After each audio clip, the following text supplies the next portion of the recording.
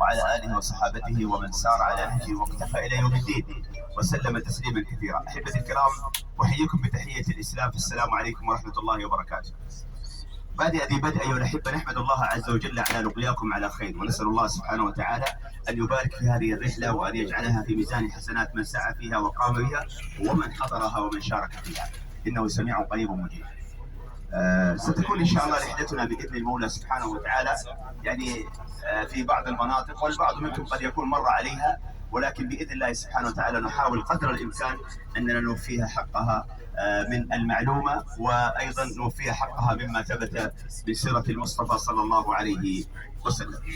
وقبل أن أبدأ أيها الأحبة، الجميع الذين جميع منهم معي في هذا الباص ولله الحمد لله معلمين وتربويين، فبالتالي ينبغي لنا أيها الأحبة أن ننصت قدر الإمكان، وليس كإنصات الجمعة الذي تبطل معه الصلاة، وإنما إنصات حتى نستفيد، لأن الإنسان إذا تكلم مع من بجواره أثر على من أمامه ومن خلفه في وصول المعلومة.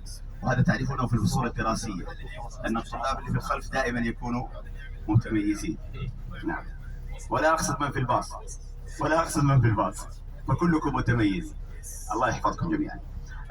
أولا أيها الأحبة الكرام، نبينا محمد صلى الله عليه وسلم عندما أذن الله له بالهجرة إلى المدينة، وجاء مع بكر الصديق رضي الله تعالى عنه وعامر بن فهيرة عامله وعبد الله بن أريقة الخريت أو الدليل، ووصلوا إلى المدينة. قبل وصولهم إلى المدينة كان الصحابة رضوان الله تعالى عليهم، أي من الأوس وخزرج الأنصار الذين أصبحوا بعد ذلك أنصار للنبي صلى الله عليه وسلم، كانوا أيها الأحبة الكرام كانوا كل يوم يخرجون إلى خارج المدينة جهة قباء، لأنها مدخل مكة، فكانوا يخرجون يوميا ينتظرون قدوم المصطفى صلى الله عليه وسلم، حتى كان اليوم الذي جاء فيه المصطفى صلى الله عليه وسلم يعني مع دخوله للمدينة كانوا قد عادوا إلى بيوتهم.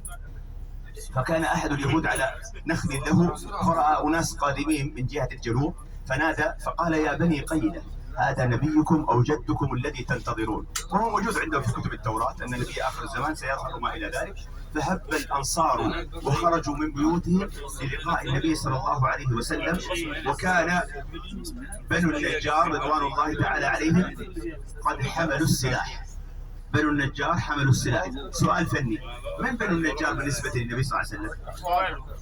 طيب، أيوة، أخواله. طيب، إذا جئنا لكلمة أخوال يا أخوان في اللغة أو أخوال بالمعنى العامي، فالأخوال يأتون من جهة الأم، صحيح؟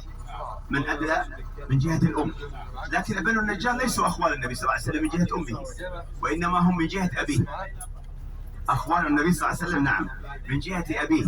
فسلمى النجارية هي جدة النبي صلى الله عليه وسلم، وهي أم عبد المطلب.